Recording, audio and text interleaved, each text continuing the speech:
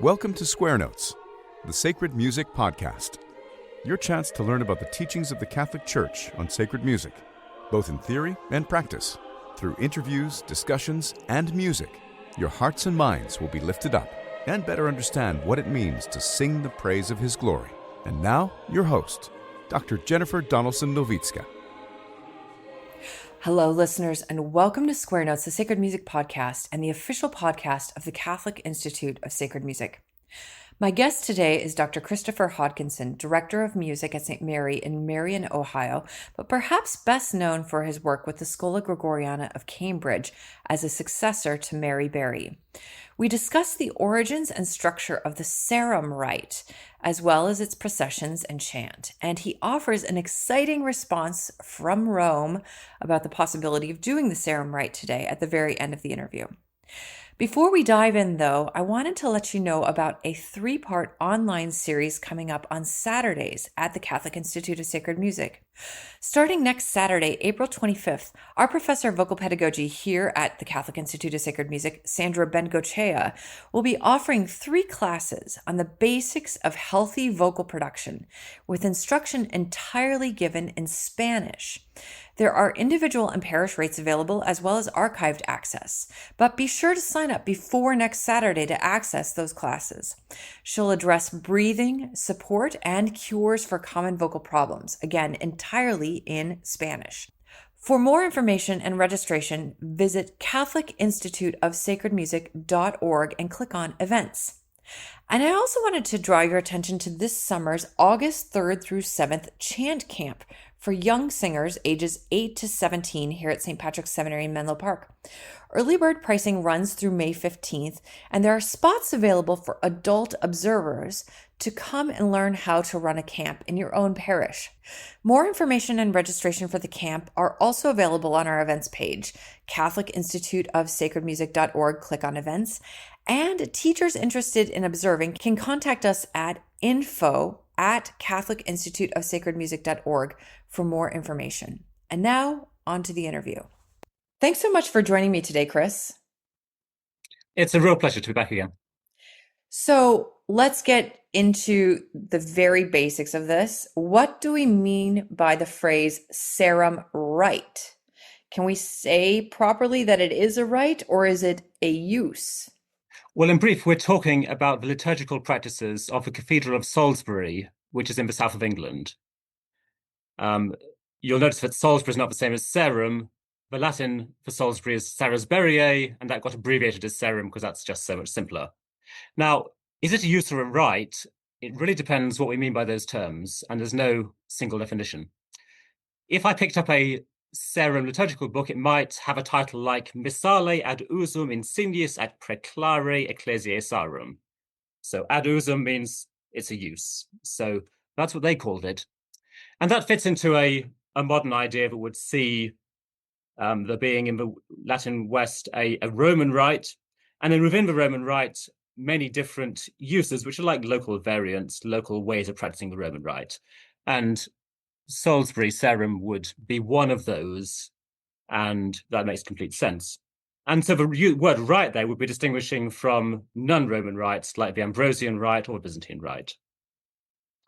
But I think it's also fair to call Sarum a rite, because if we use it to mean it's a liturgical form that's governed by its own proper canonical authority, that's what Sarum is. It was governed by the bishop and by the dean and chapter of Salisbury Cathedral. And so if we say Sarum rite, we're speaking in the same way we speak when we say Dominican rite, which is, after all, the rite proper to the order of Friars Preacher. And in fact, the Dominican rite and the Sarum rite are similar in very many ways, so it's a proper comparison. Great. So I'm wondering, what is the origin of the distinctive parts of the Sarum rite? And how did they become placed alongside the Franco-Roman elements? So the brief version is that the use of Sarum is a really typical medieval diocesan rite. I don't regard it as being at all unusual for what you might find in a typical cathedral in England or France or Germany in the later Middle Ages. That said, we can get into some detail.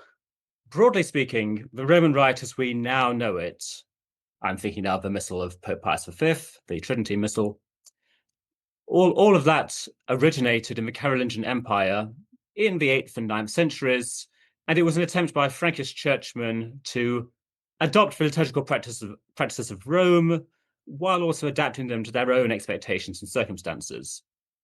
Now, the situation in England was a little bit different because England was never part of the Carolingian Empire. St. Augustine had established Roman liturgical customs in Canterbury in the year 597, but by the 11th century, those English rites had gradually been updated, and they were fundamentally quite similar to the French rites of the same period. And then following the Norman conquest in 1066, most of the senior churchmen were Normans, and so French influence increased even more. So the result is a rite that looks a lot like a French rite of that period. Now, the Diocese of Salisbury was founded in 1075. It's actually quite late. It was a combination of the Diocese of Ramsbury and Sherborne. And they built a new cathedral at Salisbury, which was dedicated by St. Osmond in 1092. Now, St. Osmond has often been credited as the actual author of the Sarum rite, but I don't think historians would place much credence on that. In reality, the rite must have developed slowly during the decades after 1092 as the new community of cathedral canons established their way of life and their own customs. And they must have developed a liturgical practice informed by other cathedrals in England and France, and I don't think they followed any single model exclusively. So when they adopted the customs of other churches, that would have included all of the older Roman and Frankish liturgical practices. But alongside that, they were also borrowing much more recent organic developments of that rite. So that would include, for instance, the more elaborate melodies of the ordinary of Mass that were composed from the 10th and 11th century onwards, as well as recently composed tropes and sequences. They might even have composed some things themselves, but it's very hard to identify which parts of the Sarum use are in fact composed at Salisbury. So we really can't say much about the details about that very early form of the rite from the 12th century because hardly any liturgical books survive. There's just enough surviving to know that it exists, and the Sarum rite does exist in the 12th century, but that's really all we can say. What we do know about in that period, however, are the circumstances of the cathedral. The place that I've called Salisbury so far, as it existed in 1092, is today a barren hilltop, which we call Old Sarum. It's actually the remains of an Iron Age hill fort that at that time was a royal castle. So it was a very important regional administrative centre, but also quite a small town. The cathedral was located inside the bailey of the royal castle, and it was surrounded by other buildings, so the site was really quite cramped. Now, St. Osmond enjoyed royal favour. It's likely that he was Chancellor of England before he became bishop. And after his time, the cathedral canons didn't always maintain such very good relations with the crown.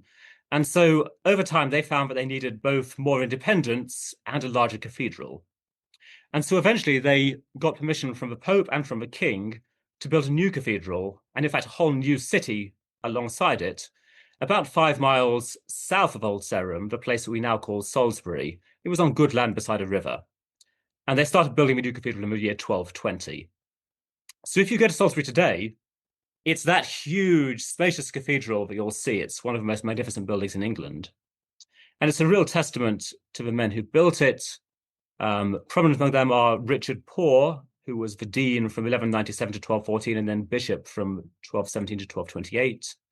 And he was assisted by very able men, such as St. Edmund of Abingdon, who was the treasurer of Salisbury from about 1219 to 1233, when he became Archbishop of Canterbury. So it's from that period, around about when the new cathedral starts to be built, that we have the first real treasure trove of documents describing this rite. And it seems that the liturgical practices of Salisbury really flourished around about that time. And one reflection of that is the quotation I have here from the Bishop Giles de Bridport, who was writing about 1256. And he said, "Amongst the churches of a whole world, the church of Sarum hath shone resplendent like the sun in his full orb in respect of its divine service and its ministers." I wish we could say that about every church today. Yeah. Probably a lot of problems would be solved in order to be able to say that. Right. You know, what you're talking about is a really helpful perspective. And I think this is the root of the modern interest in the Sarum rite or the use of Sarum.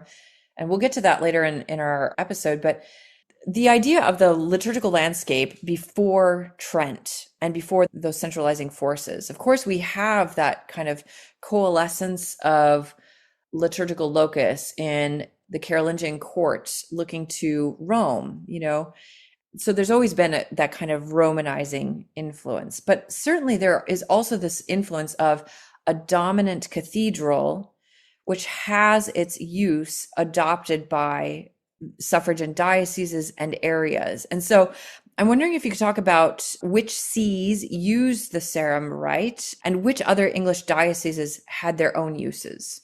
Right. So in its very earliest days, the Sarum use was simply what was done at the Cathedral of Salisbury. But as you say, in the Middle Ages, the liturgical culture was a bit different from ours. Everyone imitated some model.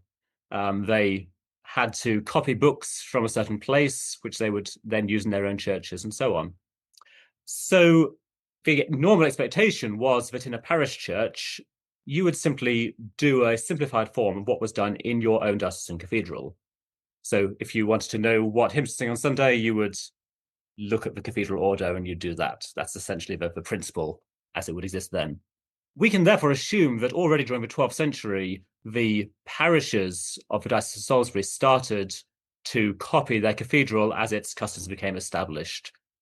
We don't know much about the details of that, but that certainly happened. Now, what's really unusual about the Sarum use is that it spread far beyond its own diocese. And that seems to have happened in large part during the 13th century. And it spread, in fact, beyond England to the whole of Wales and also most of Scotland. So there are so many dioceses that adopt Sarum use, it's actually easy to list the ones that don't. So I'm just going to talk about British places that are exceptional from Via this. negativa. Thank you. Right. So in the province of Canterbury, which is Wales and most of southern England, in fact, all of southern England, the only diocese that kept its own use throughout the Middle Ages was the Diocese of Hereford. The last diocese to adopt Sarum use was the London diocese in the year 1414. But that's only a sort of paper date. That's the year in which the chapter of the Cathedral of London itself adopted Sarum use. Before that, probably the whole of the City of London, including even the chapels in the cathedral, probably already using Sarum books because they were so much more widespread and better known and cheaper to buy because, of course, there was a flourishing copying market. Many cathedrals still retain their own local customs. Lincoln would be a good example. But if you look at a liturgical book from Lincoln Diocese, it's hardly distinguishable from the other Sarum books. Scotland adopted the Sarum use too, although Aberdeen still had its own breviary at the 16th century, so that's the one exception. And Sarum use was also widely adopted in Ireland. So the use of the cathedrals in Dublin, for instance, is based upon Sarum use. Now, the big exception in England is York. Of course, York is its own separate province from Canterbury. And so at least in principle, in the province of York, the York Missal was used. But even there, I think that the Sarum use was very influential in parishes. In fact, just a few miles from where I was born, there's a parish called Woollerton that still owns a magnificent 15th century antiphona. It's an absolutely glorious book and it's huge. And being in the very southern reaches of the Archdiocese of York, it really ought to have been a York antiphona, but in fact, the contents are Sarum. So we can see that Woollerton at least was following Sarum use, even if canonically it should have done something different. Yeah. Now, this doesn't mean there's perfect liturgical uniformity in England, of course, despite Sarum being so widely known. The religious orders all have their own rites. The Benedictines, Cistercians, Dominicans, and Franciscans are all doing different things from Sarum use. Yeah. So there are a great number of differences. But still, the result is that Sarum use is really spread beyond its local place of origin to a far greater extent than any other medieval use, with only the single exception of the use of a Roman curia, which of course is the origin of the Tridentine liturgical books. Yes. So it's a very exceptional use in that way. But as I say, what's unusual is its diffusion. It's not, in fact, its contents. Now, should I just speculate briefly about the reasons for that? Yeah. Right. I'll keep this very short because we could talk forever about it. But I think there are perhaps three likely reasons why this happened in Sarum's case. Firstly, England was a very unusual place because England's most important cathedral, Christ Church, Canterbury, and in fact about half of the other cathedrals, were actually Benedictine monasteries. And so in those churches, they followed the Benedictine office, not the secular Roman office. And so they weren't a good example for their parishes to follow. So the parishes needed some other example for how they were to sing their matins and vespers and so on. A second reason might be that very early on, Sarum use was adopted by the Chapel Royal. And so it became spread around the country that way and very well known among influential churchmen who were in the king's service. And of course, the location of the cathedral next to the royal castle might be part of that reason. And finally, and perhaps to me the most important reason, is that the liturgical books of Sarum were already by the early 13th century of exceptional precision and quality. So if you wanted to have a book that was really well put together and you could take it to your own church and use it and know what to do, it would be very hard to beat the Sarum use. I see. It was really excellent. Yeah. It prompts a question about the interaction between ecclesiastical authority and sacred liturgy. And again, we are so used to the post-Tridentine reality that what might be intriguing for us is to ask, okay, so in the Cathedral of Salisbury, where presumably they have control over these books, which are being copied and brought to other dioceses and other locations, what did the control structures look like for that? How did organic developments happen? Is it that the cathedral chapter would decide something and incorporate it into a book, and then it would be spread out through that book tradition? And how were those things decided even within the chapter? That's a great question and very hard to answer, actually. So the chapter certainly would have voted upon important changes. Probably lesser changes were just implemented by the precentor of a cathedral or by his assistant precentor. Sorry, can I interrupt? And can you explain those positions really briefly? Of course, yes. The chapter operated very independently of the bishop. They preserved their own structures and customs very jealously, and they didn't let the bishop take things over. So the bishop was basically a guest in his own cathedral. The chapter was ruled by the dean, the senior canon, and among the other canons, the most important of them was the precentor, who was responsible for conduct of the liturgy. Everything that took place in choir was the precentor's business. And so he would have been the man personally responsible for the Sarum use in the cathedral. But once we go beyond the cathedral, it becomes much more chaotic because the chapter of Salisbury is not concerning itself with how liturgy is conducted in every church in the country, of course not. So I imagine what happened at the start was that other churches, knowing that Salisbury was well organized, wrote to Salisbury asking for copies of their books. Maybe it was their customs they were interested in, just how the chapter governed itself. Maybe it was actual elements relating to worship. So books spread that way. Then over time, a copying market would have developed where professional scribes were making books just because they knew someone would want to buy them sooner or later. And so in places like Oxford, for instance, you would have a market in Sarum books where you could just turn up there and buy a book if you had enough money.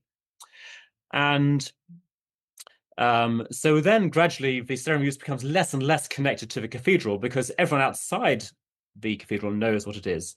We see by the 14th century that revisions of a rite, which are quite traceable in the sources, are increasingly explaining what you do in a parish church, which originally was never a concern when it was just a cathedral use. We also see examples of people writing to Salisbury saying, oh, we've got these problems, what's the answer? There's actually a recorded list of answers that the precentor of Salisbury gave to questions that had been posed to him about very technical, abstruse elements of a rite that would be hard to discern from liturgical books. So yes, we see that there was great interest in what Salisbury was doing, but also it was becoming diffused. And by the late Middle Ages, by the 15th century, if you wanted to have your technical question about Salisbury use answered, you probably wouldn't go to Salisbury Cathedral at all. You'd go to perhaps a college like Winchester College or maybe King's College in Cambridge, where Sarum use was practiced. You'd ask one of the professors there what the answer to your question was, and they would be sure to have the answer for you. Yeah, that's so interesting. And just to think about that the cathedral and canon structure was really the basis through which even Pope Pius V's Quo Primum mandates were pushed through, and the new post-Tridentine books. We often think of that as just a purely Roman force, but as the scholarship shows, it really was something that was implemented through the cathedrals and the canons. But what you're describing also shows that if there were some sort of corrupting influence liturgically or doctrinally, it would be kind of hard to control, right? That in one sense, it has a robustness because it has a strong origin and a diffuse usage. But at the same time, if there was a place of power in which there were some sort of corruption, it would be easy for that corruption, theologically or liturgically, to spread without many mechanisms to keep it in check. And that's why we see something like the establishment of the Sacred Congregation of Rites following the Council of Trent. I'm wondering what your thoughts are about that. I would say that before printing is invented, it was very hard to spread new ideas. And so, in fact, if there was some pernicious new heresy in circulation, it would be nearly impossible to communicate that to every parish in the country and get them to adopt whatever new practice you had in mind to express it. So I think actually the system was extremely resilient. It was naturally conservative. People imitated what they knew, and new elements crept in slowly and organically. After printing is invented, the situation changes, of course. Then it's possible to suddenly recreate something. So when Cranmer creates his Book of Common Prayer under Henry VIII, he's able to put in anything he wants in that book, send it to printers, get it printed, and then you pass a law to say every parish in the country must use it, and job done, right? So I think the 16th century situation that Pope Pius V was addressing was fundamentally different from what had gone before. And it was a kind of, well, it wasn't a kind of emergency. It was a real emergency he was addressing with the Protestant Reformation. And what he does has to be seen in that light. It wasn't ideal, and it hadn't been necessary before that point. Yeah. Again, I'm just making the application to the modern situation. It does show the importance of the excellence of cathedral practice. You know, we know this as musicians, right? That it's easier to talk about what to do in a parish when your cathedral's got its musical life together and is really exemplary in some way. And yet, because of modern communication, it is possible to just do whatever you want, basically, independent of whether the cathedral has an excellent practice or not. Right. And more than that, most of us don't even know what is being sung at our cathedral on any given Sunday. And so we actually can't conform ourselves to it, even if we want to. So it's true, in this age when we are very concerned with the connection between ecclesial unity and the practice of liturgy, in fact, our practices are very disunified because we have local people choosing music for their own parishes all the time. It changes from year to year. There's no stability locally. And we use the Roman liturgical books, but not books printed by our own bishops, which would, in fact, be the medieval model. Right. So this is really fascinating, but I would like to concentrate more back now on the Sarum use. Let's talk about the Mass. What are the distinctive liturgical elements of the Sarum use Mass? Once again, nothing I'm going to mention here is actually unique to Sarum use, but there are things that perhaps aren't familiar to us today that give us an idea about what the rite was like. The order of Mass is actually very similar to the Tridentine rite in its basic outline, and it's even more similar to the Dominican or Carmelite rites, if you have the opportunity to see those. You might notice, for instance, that the preparation of a chalice takes place while the gradual is sung, and that after the elevations, the priest stretches out his arms wide so that his body takes the form of a cross. Now, while that's going on at the altar, the choir, which in the Cathedral of Salisbury itself would consist of the canons and the canons' deputies, the vicars choral, together with a number of boy choristers, they would have been located in the area between the altar and the nave. And that's true, by the way, in parish churches as well. The choir was surrounded by screens so that the space was only open at the east end where the altar was. And that provided very good acoustic for singing. The whole liturgy, as I've said, was governed by the precentor, and at least on more solemn occasions, he would have been assisted by the rulers of a choir. they were clerics who wore copes and stood in the center of this space, and they would have governed the singing, started certain chants, or they would have gone to the canon whose job it was to intone a chant to give him the notes to remind him how to begin it. And then on at least feast days, certain chants, which include the readings of a mass, as well as the verses of the Gradual and the Alleluia, would have been sung from the pulpit. And the pulpit is not what we have in mind now. It's a large platform located very high up above the screen that separates the choir from a nave. And that's a place where one went if you wanted your voice to be heard throughout the whole church as a soloist. It's also where bishops often preach sermons. Right. And often they had a little canopy that actually functioned in vocal projection, right? Some sort of structure where basically like a sound shell where your voice would bounce off and come out. Right. I don't know if that existed at Salisbury. We know very little about how that space was set up.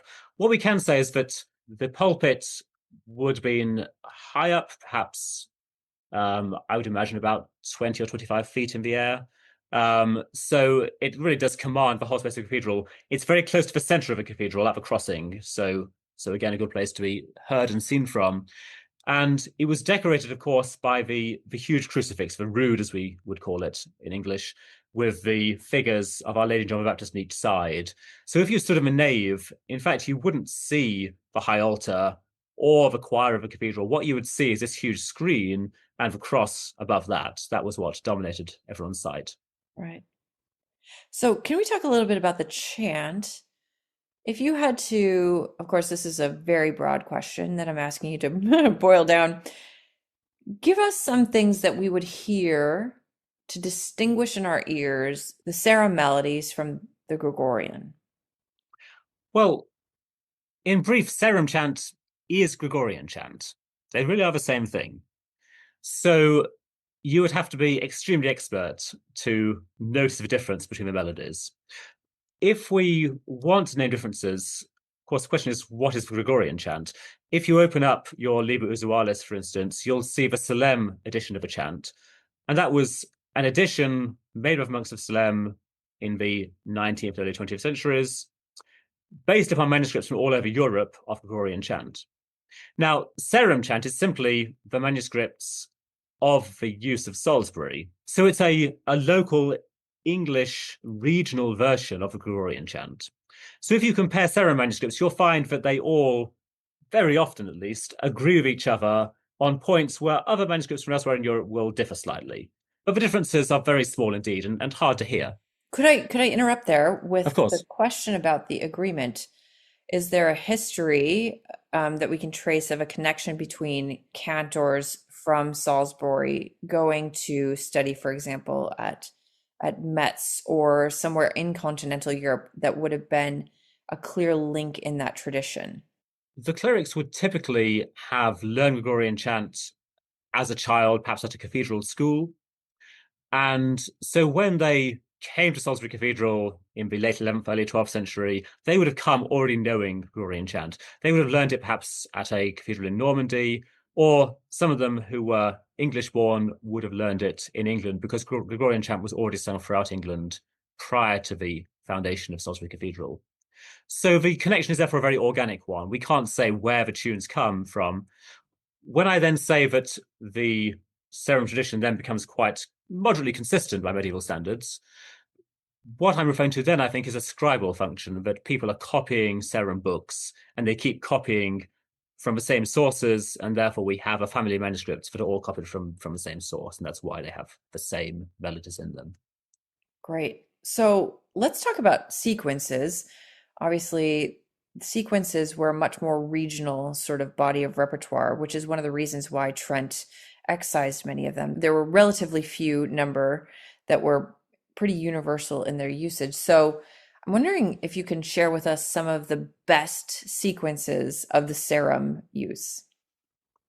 Right, there are very many. So it's true that the sequences are one of the most distinctive musical features of the Sarum Mass, alongside perhaps the troped Kyries, which will be another large repertoire of chants that are now unfamiliar to us. And by the way, just as a side note about that affects the polyphonic Mass tradition, right? You're exactly right, because on feast days, the Sarum Mass had a Kyrie with a long text that was variable, then composers setting polyphony didn't typically set the Kyrie for a festal mass, only for ferial masses. So we see that when we go to those masses and we're like, where's the Kyrie? We want Right. to do an English mass, but where's the Kyrie? Right. And so the answer is that you should sing a long trot piece of plain song. That is the obvious answer, right? Right. And actually, if you look at the Missal of Pope Paul VI, you'll find that it's still licit to do that. So have at it. Yes. Anyway, anyway, back at the ranch. Back to the Sarum sequences. There are very many, so I can only just scratch the surface of this. Sequences were sung on all the major feasts in the Sarum calendar, as well as on the Sundays of Advent and Eastertide. Very few of these sequences were actually composed at Salisbury. We're talking about a collection of the best European hymnody from the past couple of centuries, is what this sequence repertoire is like. To give just one example, which is one of my favorites, we all know that on Easter Day, we sing the sequence Victor Me Pascali Laudes. Now, by Sarum standards, that sequence is short and not particularly interesting. So that was sung, in fact, on Friday in Easter week. Every day in the Easter octave had its own sequence, and Pentecost too. On Easter Day itself, the sequence was Fulgens Pleclara, which is a very famous old French sequence. And it's long, it's absolutely glorious to sing. And one of its most remarkable features is that it starts quite low. So it's written, well, you might call it the seventh mode. It starts on a written G, the middle of the tenor range. And that's the lowest note in the chant. It rises up, the first phrase cadences on a C in a kind of transposed mode 8. But it then keeps on modulating over and over again, and it gets higher and higher with each modulation. So soon we find was actually in a D, we're in D a fifth higher than we started. And then it goes on, the phrases get shorter and shorter, and the sides of the choir alternate faster, so it gets very exciting. It keeps modulating, and we reach phrases that cadence on the high A, a whole ninth of the starting pitch, and the top note of the whole chant is a high D above that. So wow. This is a range of a 12th in this chant. And you've got to have some vocal strength to sing it. I think it's just a glorious piece and tremendously fun to sing. Yeah, that's great. We'll talk a little bit at the end of this interview about some additions, so I'm sure people will want to look at that now that you've mentioned it. So let's move now to the office. What are some of the distinctive elements of the Sarum office? So in its broad outlines, the Sarum office is typical of medieval rite. It's a lot like the Roman secular office that we would be familiar with from the breviary of Pope Pius V. But of course, it comes down to us in a more pristine state because the hymns were never revised by Pope Urban VIII, and the order of psalms wasn't changed by Pope Pius X. So we have the original form of that office in all its fullness. And it does contain some things that we would find surprising. One interesting example is the Paschal Vespers. So during the whole of Easter week, at Vespers, there is a procession to the font. And that procession is in fact modeled upon the use of the Lateran Basilica in Rome, the Pope's own cathedral. So this, if you look at the Roman books now, it's not present at all. You have a much more normal Vespers. So rather ironically, the Sarum use is actually more Roman than the modern Roman rite. Some other things that are characteristic of the office that we would find strange would be that at the end of many antiphons, especially the important ones like the Magnificat antiphon, there is what's called a neuma, a series of notes, a fixed melody, one for each mode, which is sung upon the final vowel of the chant. And it signifies the aspiration of a soul towards heaven as our prayer becomes wordless at the end of the psalmody. Another thing you might notice if you were to attend the Sarum office is that on a feast day, you might hear 9 responsories at Matins rather than 8, which is normally the Roman rite. And at Vespers, for the responsory, you might hear one of the great responsories just the same as at Matins. So those chants, I think, were very well known.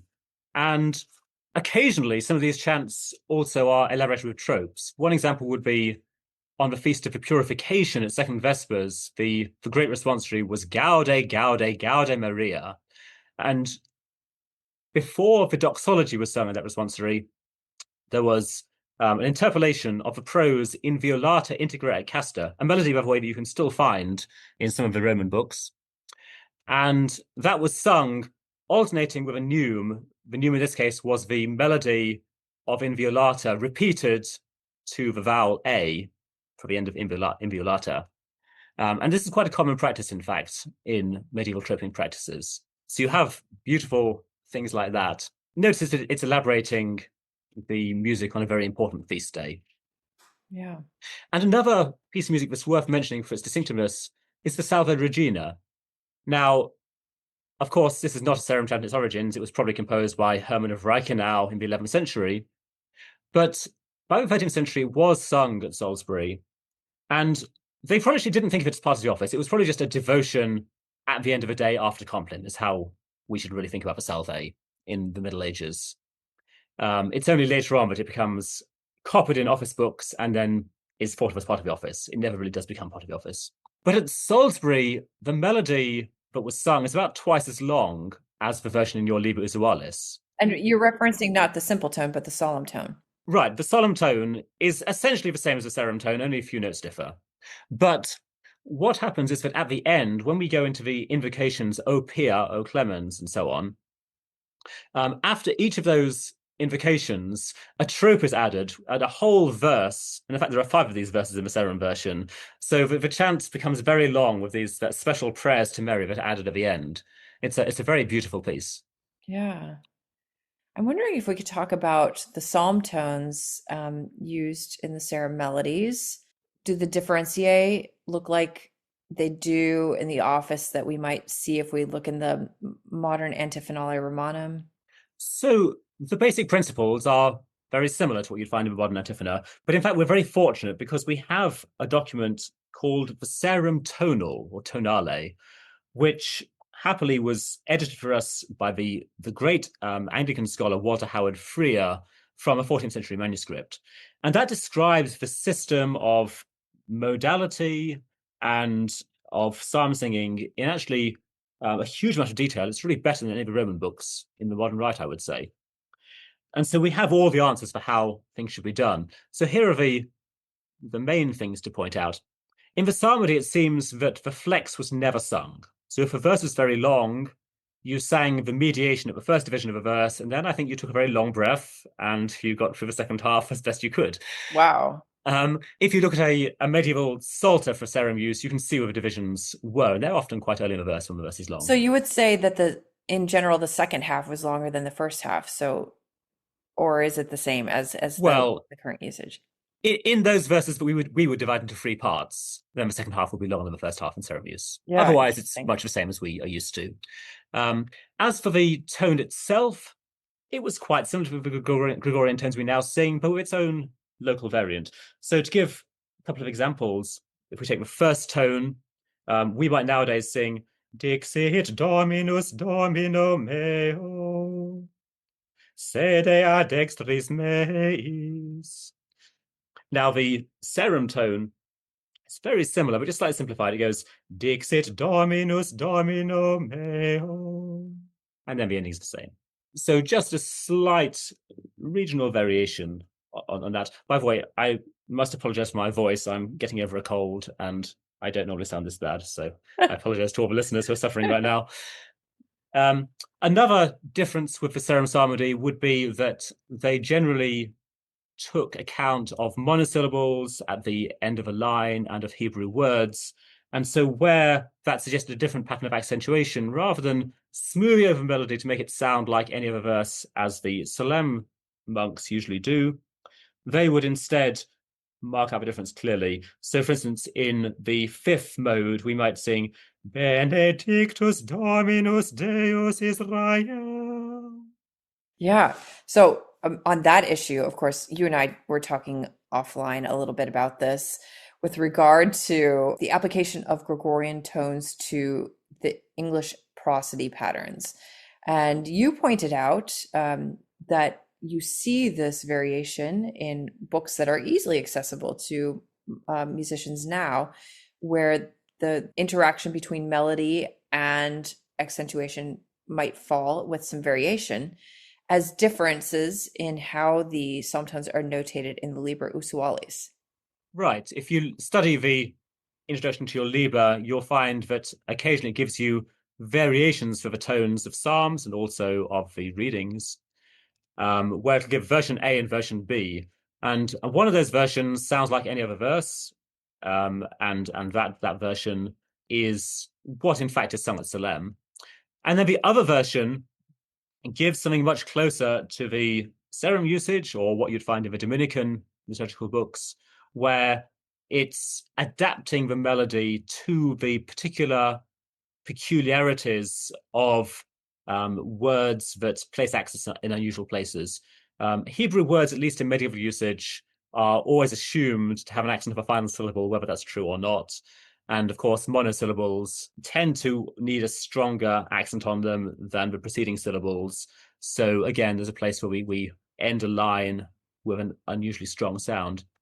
And I think because this is very common in English, it's certainly a reasonable option when you are setting plain song in English to adopt that same solution that is found in the Sarum books to English versions of chant. Yeah. And in fact, there's a long history of doing this, because before we got interested in singing Gregorian chant in English, a lot of Anglicans did in the 19th and early 20th century. There was a big revival of interest, essentially with the Oxford movement, of course, a revival of interest in Sarum forms. The Cowley Fathers in Oxford will be one example of a community that, in fact, adopted a whole office and mass in English. They were Anglicans, but their rite is more or less the Sarum rite. And they adapted the whole of the Sarum gradual and the antiphona to their use. So it's all been done before us. We have these magnificent examples. That's great. I think of Dr. Mart's love of Salisbury Cathedral and the Sarum rite, and he was really enthralled with processions at Salisbury. And so I'm wondering if you could talk a little bit about what's fascinating about processions at Salisbury. As you know, this is one of my particular topics that I studied in detail, so I have to keep myself very brief. For us, a procession is something quite exceptional. And when we do it, we normally think of it as a kind of unnecessary devotion, right? And I think the medieval view was entirely different. They were an integral part of the Sarum use, and they were very ordinary. Everyone knew how to do them. There wasn't the same chaos that we're used to when we try to do a procession and no one knows where to go. So let's try and sort of paint that picture. If I now say a procession, you might think of Corpus Christi, but that's highly exceptional. It takes place after Mass, which is not the normal historical practice. Likewise, the Maundy Thursday procession, likewise after Mass, it's not the kind of practice we're talking about at all. Processions, by the way, were not normally Eucharistic. Corpus Christi is the only exception, and that, of course, is a new feast in the 14th century. So what happened instead at Salisbury was the pattern that was normal in other cathedrals in that period. There would be a procession before the High Mass on every Sunday and every major feast day. And on certain days, that procession would not just go around the church, as it did on the Sundays, but it would go outside the church, maybe just around the church, or maybe out into the city. Now, this is paradoxical. The Sarum processions are justly well known, but I think it's because they're well documented, not because they're actually very elaborate. By medieval standards, they're actually quite simple. And the reason is that the origins of the Sarum use are very humble. The cathedral at Old Sarum inside the castle was very small, and the space around it was tiny. And so the processional routes were, by medieval standards, quite short. And even after the cathedral was built down in the plain with a huge space around it and a new town built to the canon's own design, nevertheless, they carried on actually using much the same liturgy that they'd used at the old cathedral. So the processions in the old building are, in fact, still being done in the new building at the end of the Middle Ages. And so this means, for instance, you get to Palm Sunday, and in many cities on Palm Sunday, the cathedral canons would leave the city. They'd go all the way out to the countryside to a church there, and then they would process back in. They would make a station at the city gates where Gloria Lausit Honor would be sung. Then they'd go and they'd make another station at the door of a cathedral where they might sing the antiphon Collegerunt. And then they'd go into the cathedral itself. And there are special ceremonies that take place at each of these places. And the whole ceremony, once you've added in a sermon from a bishop as well, would probably last 2 or 3 hours, I would imagine. It would be a huge undertaking. But the Salisbury version of this is much simpler. In fact, it includes all the same rites you'd expect elsewhere, but they're done just while the procession goes in a circle around the cathedral, a very, very short route in comparison. So to us, it still looks very grand because the cathedral is large, but actually, by medieval standards, it's a simple, abbreviated form of the rites. And that, I think, made it very convenient when it was exported to parish churches and had to be done in simpler ways. The liturgy, despite having these movable elements, was also quite adaptable to relatively humble circumstances. So that gives you a kind of idea about the processions. One other thing to say is that processions are, I think, it was just a very normal experience, and they were probably, for the laity, one of the most attractive parts of the liturgy, because most of the time the choir is located between the laity and the altar, singing in Latin and paying no attention to the congregation. And I'm sure the sound was very beautiful, extremely edifying, and conducive to prayer, but it probably wasn't extremely exciting most of the time. Whereas the processions get everyone involved, they go out into the church, everyone can be seen. I think it would have been one of the highlights of the day. Occasionally you even see suggestions, perhaps, that people went to church for the procession and they maybe didn't always stay till the end of the service, which perhaps we wouldn't like. But clearly it was pastorally very important, I would suggest. And for that reason, in the cathedral at Salisbury, actually part of the Sunday procession involved stopping at the rood, and one of the clerics would read the bidding prayers, the equivalent of the intercessions we now say after the creed. They would read those prayers at that point, and the people would therefore pray for the church and all its needs before the Mass began, and perhaps be reminded of what they should pray for in their own devotions afterwards. Yeah. And of course, I've not mentioned half the processions already. Beyond this, there were processions on feast days in the cathedral. Since the cathedral was large and many chapels, each chapel had its own dedication, and so on each feast day, at Lauds and at Vespers, you would go in procession to that chapel and sing the antiphon of that saint.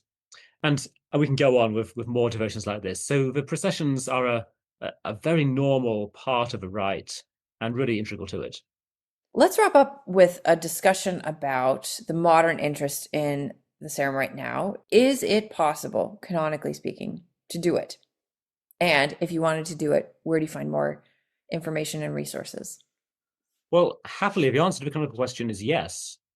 If you want resources, the first place to go, I would suggest, is to William Rennick's site, serumchant.ca.